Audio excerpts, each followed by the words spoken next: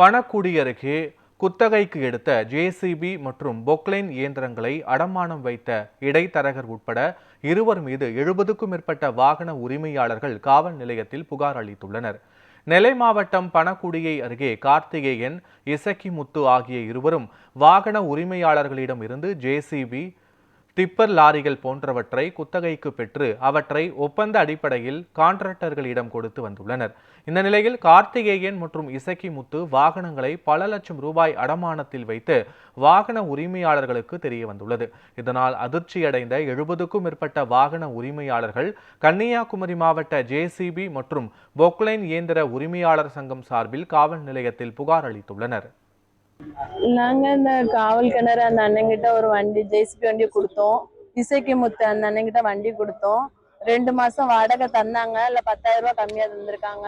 ஆனா நாங்க எங்க சிபிஎஸ் இதை பார்த்து கரெக்டா நாங்க அங்க போய் வண்டி போய் பார்க்க போனோம். அங்க பார்த்து அங்க வண்டி இன்னும் ஓடிட்டு இருந்து அப்போ 2 அண்ணனும் வந்து சொன்னாங்க, இங்க ஒரு இடத்துல வந்து பேச வாங்கன்னு சொல்லி கூப்பிட்டுட்டு, அப்போ ஓனர் வருவாங்க, நீங்க பேச வாங்கன்னு சொல்லி கூப்பிட்டுட்டு அங்க போய் ஒரு 1/2 மணி நேரம் கூட வெயிட் பண்ண வச்சுட்டு, அதுக்கு பிறகு அந்த அவங்க வந்து ஓனர் வரல, ஒரு கடைக்கு போயிட்டு அப்படியே போயிட்டாங்க, நீங்க போங்க அப்படின்ட்டாங்க. அப்போ அந்த அண்ணன்ட்ட போன் அடிச்சு கான்ஃபரன்ஸ் காலில் பேசினாங்க.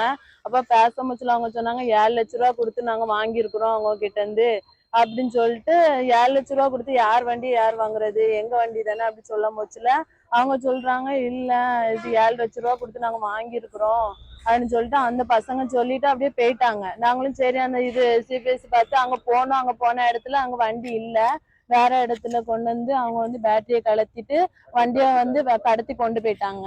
பணக்குடியை சேர்ந்த இசக்கிமுத்து என் தொழில் ரீதியா பழக்கமானாரு. எங்களுடைய வண்டியை வந்து மாத வாடகைக்குன்னு கேட்டாரு. நாங்களும் மாசம் 20,000 ரூபாய் தருவாட்டு கேட்டாங்க. வண்டியை நாங்க கொடுத்தோம். ஆனா அவரு வண்டியை பார்க்கணும்னு கேட்கும்போது தூரமா இருந்து காமிச்சிருவாரு. அப்புறம் சரி நாங்களும் வண்டி நல்லா இருக்குன்னு போயிட்டு இருந்தோம். அவர் என்ன காரணம் தெரியல, சில நாட்களுக்கு முன்னாடி இறந்து போயிட்டாரு. அதுக்கப்புறமா தான் நாங்க எங்க வண்டியை தேடி வரச்சல அவரு எங்களுக்கு தெரியாமையே எங்க சம்மதம் இல்லாம வண்டி இன்னொரு நபருக்கு அடமானமாட்டு வச்சிருக்காரு. இப்போ எங்க வண்டியை வந்து எங்க வாழ்வாதாரமே எங்க வண்டி தான். 100 வண்டியா அவரு ஏமாற்றிருக்காரு. எனக்கு 2 வண்டி, ஒரு பாப் கட்டிங், ஒரு ஜேசிபி. நம்ம ஃப்ரெண்டு மூலமாட்டு இங்கே கொண்டு விட்டோம். எல்லாரும் இதே மாதிரி தான் பேசி வந்து இப்படியே வந்து கஷ்டத்துக்கு போகிறது இங்கே கொண்டு விட்டு வண்டி நிற்க சிட்டிசனுங்களுக்கு தெரியாது. 1 மாதம் கரெக்டாக வாடகை கொடுத்தாங்க. 2ஆம் மாதம் இருந்து அப்படியே வந்து வாடகை வந்து ஒரு வாரத்தில் 10 ரூபா 5 ரூபா தான் தர தொடங்கினாங்க. 3 மாதம் 4 மாதம் வாடகை. ஒவ்வொரு வண்டி 2 வண்டி 3 வண்டி இருக்க ஆளுக்கெல்லாம் 5 லட்சம் 6 லட்சம் 7 லட்சம் ரூபா பெண்டிங் கிடக்கு. எதுவுமே கிடையாது. எல்லா வண்டியுமே வந்து வயலன்ஸ் ப்ராப்ளம் தான். எல்லாமே வயலன்ஸ் தான். வயலன்ஸுக்காரங்கெல்லாம் வீட்டில் வந்து ரொம்ப தொல்லை பண்ணிட்டு இருக்காங்க. அதனால வந்து எங்களுக்கு வீட்டுக்கே போக முடியாத கண்டிஷன்ல நாங்கள் இருக்கோம். இந்த அளவுக்கு எங்களை வந்து இந்த ஆள் வந்து இப்படி பண்ணிட்டாரு. இவர் இந்த மாதிரி பண்ணதெல்லாம் எனக்கு தெரியாது.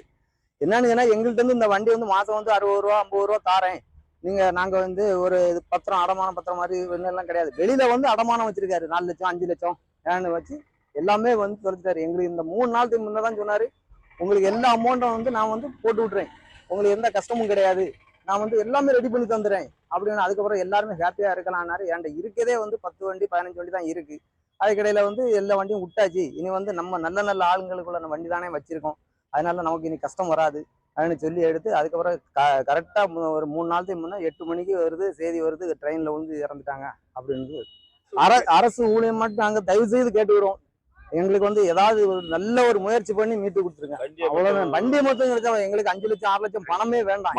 வாரம் 5,000 10,000 தந்துருந்தா லாஸ்ட் தாலிக்கு நான் கலத்தி அடவைக்கு லோடு கட்டக்கூடிய கண்டிஷன் ஆயிடுச்சு. அதனால இப்ப எங்களுக்கு இந்த வண்டியை மட்டும் வீட்டு தர மாதிரி வண்டி விடும். தமிழ்நாடு அரசு நீங்க இது பண்ணிடணும்.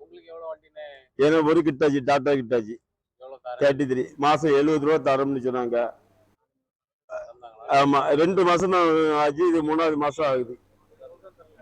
2 மாசம் பணம் தந்துட்டாங்க.